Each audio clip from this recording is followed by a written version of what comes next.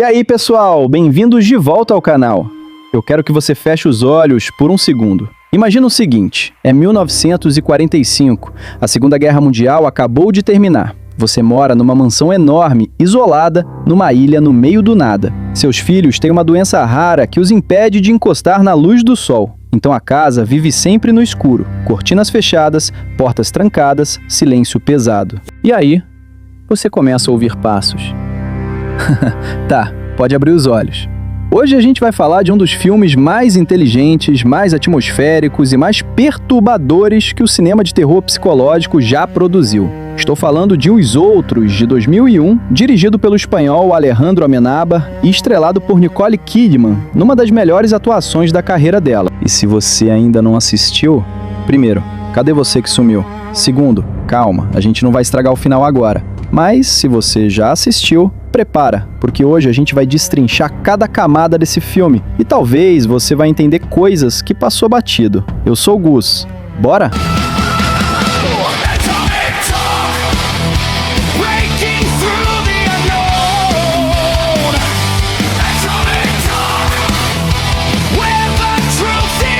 Antes de entrar na mansão, a gente precisa falar de quem construiu ela, Alejandro Amenábar.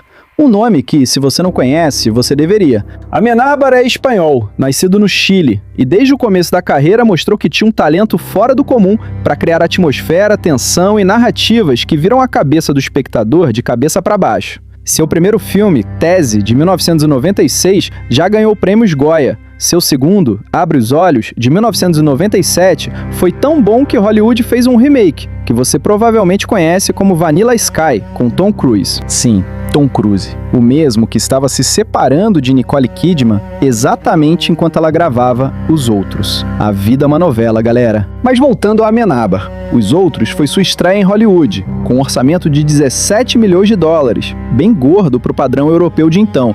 E ele fez uma coisa que muitos diretores com dinheiro na mão não conseguem fazer. Usou quase tudo, na atmosfera, no elenco, na fotografia. Sem CGI exagerado, sem monstros saltando na tela, só tensão, só sombra, só a sensação constante de que algo está errado. Agora, vamos falar das pessoas que deram vida a essa história. Nicole Kidman como Grace Stewart. Essa é a coluna vertebral do filme. Grace é uma mulher profundamente religiosa, rígida, controladora, que está esperando o marido voltar da guerra enquanto cuida dos 2 filhos sozinha naquela mansão. Ela é, ao mesmo tempo, assustadora e assustada, dominadora e desesperada. Tipo aquela mãe que faz você se ajoelhar para rezar, mas você não sabe bem se tem mais medo do pecado ou dela. Kidman estava num momento complicado. Tinha acabado de se separar do Tom Cruise. Precisava provar que existia além da sombra do marido famoso. E ela provou, com força, com frieza calculada, com aquele olhar que te congela no lugar. Fionnuala Flanagan como Mrs. Mills, a criada misteriosa. Essa mulher tem alguma coisa nela que não encaixa desde a primeira cena. Você não sabe o que é, mas você sente. É aquele tipo de pessoa que aparece na sua porta com um sorriso perfeito demais e você pensa, obrigado, mas eu já tenho uma religião. Christopher Eccleston como o marido Charles, que aparece de forma perturbadora no meio do filme. Quem assistiu sabe bem o que eu tô falando. Alakina Mann e James Bentley como Anne e Nicholas, os filhos. As crianças nesse filme são perturbadoras do jeito certo. Anne especialmente. Tem uma cena dela falando com uma voz que não é a dela, que fica na memória por dias. Eu tô sendo bonzinho. A premissa de Os Outros é uma das coisas mais elegantes do cinema de terror dos anos 2000. Grace vive com seus 2 filhos, Anne e Nicholas, numa mansão enorme na ilha de Jersey, uma ilha britânica perto da França que foi ocupada pelos alemães durante a guerra. Eles vivem em isolamento total. As crianças têm xeroderma pigmentoso, uma condição real e rara que torna a pele extremamente sensível à luz solar. Exposição direta pode ser fatal. Então a casa vive sempre no escuro. E aí Amenábar transforma isso numa metáfora visual poderosa. A escuridão não é o perigo, a escuridão é o lar. A luz é que é a ameaça. Isso inverte toda a lógica do terror clássico, onde a escuridão é onde o monstro mora. Sabe aquele negócio de vou acender a luz para ver o que é? Nesse filme, acender a luz é literalmente colocar as crianças em risco. O perigo mora na claridade. Amenábar pegou o manual do terror e virou de cabeça para baixo logo na página 1. Grace vive sozinha com os filhos porque o marido foi pra guerra e sumiu. ela contrata 3 novos empregados, Mrs. Mills, Mr. Tuttle e a jovem Lydia, porque os anteriores desapareceram sem deixar rastro. Tá ótimo. Ótimo começo de emprego. Alguém entregou o aviso de demissão de um jeito bem diferente. E logo de cara, Grace estabelece as regras da casa. Nenhuma porta pode ser aberta sem que a anterior esteja fechada. Luz nunca pode passar de um cômodo para o outro. As cortinas ficam sempre fechadas. A casa vive numa penumbra constante, assombrada por sombras e pelo peso de uma espera interminável. É nesse ambiente que os eventos começam a se desenrolar. Os primeiros sinais de que algo está errado são sutis, quase imperceptíveis. A filha Anne começa a dizer que há outras pessoas na casa, uma família, um senhor, uma senhora, uma criança. Ela os chama de os outros. Grace, com sua racionalidade religiosa de ferro, descarta como imaginação da filha. Crianças têm imaginação fértil. Deus protege os que têm fé. Não há nada aqui. Grace, minha querida, quando uma criança começa a descrever em detalhes uma família inteira que só ela pode ver, talvez não seja a hora de abrir a Bíblia. Talvez seja a hora de ligar para o síndico. Mas as evidências se acumulam, portas que se abrem sozinhas, piano tocando sem ninguém sentado, folhas de um álbum de fotos que some misteriosamente, e Nicholas que começa a ter visões que o apavoram num nível diferente do da irmã. Amenábar não usa jumpscares. Ele não precisa. Ele cria a tensão como uma pressão atmosférica. Você vai sentindo o peso aumentar, aumentar, aumentar. Cada cena adiciona uma camada. Cada silêncio tem um significado. A neblina do lado de fora da mansão que bloqueia qualquer rota de fuga visual. Os corredores intermináveis no escuro. O som dos próprios passos de Grace que começam a parecer maiores do que deveriam. Eu já assisti esse filme umas 3 vezes. E cada vez que vou ao banheiro de madrugada, depois eu acendo a luz do corredor primeiro. 6 segundos de luz, só para ter certeza. Aqui eu preciso parar um momento para falar de Grace como personagem, porque ela não é simplesmente a protagonista assustada, ela é muito mais complexa do que isso. Grace é religiosa ao extremo, ela ensina a Bíblia para as crianças com uma intensidade que beira o fanatismo. Ela é controladora, às vezes violenta emocionalmente com os filhos. Ela mente para si mesma, ela se recusa a aceitar aquilo que não se encaixa na sua visão de mundo. E Amenábar usa isso com maestria. Porque toda vez que Grace nega a existência do sobrenatural, nós, que já vimos coisas que ela ainda não viu, ficamos na tortura de saber mais do que ela. É um recurso narrativo chamado suspense dramatic. Você sabe que tem algo errado, o personagem não sabe, e essa diferença de informação cria uma tensão insuportável. E ao mesmo tempo, há algo de simpático em Grace. Ela é uma mãe que genuinamente ama os filhos, que está sozinha, que está esperando um marido que não volta, que carrega um peso que a gente só vai entender completamente no final. Nicole Kidman captura tudo isso com uma precisão cirúrgica. Cada microexpressão, cada momento de dúvida que aparece e some. É uma atuação que merecia muito mais prêmios do que ganhou. E olha que ela concorreu ao Globo de Ouro, ao BAFTA, perdeu pro Oscar porque naquele ano ela estava concorrendo com ela mesma em Moulin Rouge. Amenábar, cara. Timing poderia ser melhor. Agora vamos falar dos empregados. Mrs. Mills, Mr. Tuttle e a jovem Lydia. Desde o primeiro momento que eles aparecem na porta, tem algo que não bate. Mrs. Mills sabe demais sobre a casa. Sabe onde ficam as coisas antes de ser apresentada a elas. Conhece os cômodos com uma familiaridade que não combina com alguém que acabou de ser contratado. E Mr. Tuttle, o jardineiro idoso, tem um comportamento que oscila entre o passivo e o perturbadoramente distante. Como se ele não estivesse completamente presente na mesma realidade que os outros. Tipo aquele colega de trabalho que fica olhando pro nada no meio da reunião e você não sabe se ele tá com sono ou se viu algo que você não viu. Você nunca pergunta, você prefere não saber. E Lydia, a mais jovem das 3, não fala uma única palavra em todo o filme. Não por timidez, por algo que a gente só vai entender lá na frente. Amenábar semeia pistas. Ele é generoso com elas. Se você reassistir o filme depois de saber o final, você vai perceber que praticamente cada cena dos empregados tem uma informação que você não processou da primeira vez. No meio do filme, algo inesperado acontece. Charles, o marido de Grace, aparece. Ele chega pela neblina, confuso, desorientado, como se tivesse saído de algum lugar que ele não consegue descrever. Grace o recebe com aquela mistura de alívio e rigidez que define quem ela é. As crianças ficam felizes, mas há algo diferente no pai. Ele está presente fisicamente, mas parece ausente de outra forma. As cenas dele com a família têm um peso estranho. como se as palavras que ele diz estivessem levemente descasadas da realidade, como se ele estivesse operando com informações que não se alinham com o momento presente. E tem uma cena de madrugada. Grace acorda e o marido está deitado do lado. E ela começa a falar com ele, e ele responde. Mas o que ele diz e como ele diz... Galera, essa cena... Vou deixar vocês reassistirem. Só posso dizer que depois que você entende o que está acontecendo nessa cena, ela deixa de ser sobre o sobrenatural e vira algo muito mais humano e muito mais triste. A partir do meio do filme, os eventos se intensificam numa progressão cuidadosamente calculada. Anne, a filha mais velha, começa a canalizar, ou pelo menos parece, a presença de um menino chamado Victor. Ela muda de voz, muda de postura e conta histórias sobre a família que está na casa, o senhor e a senhora Marlies e o pequeno Victor. Grace vai ao cemitério local e encontra lápides recentes, procura registros da mansão e começa a descobrir pedaços de uma história que não deveria ser possível.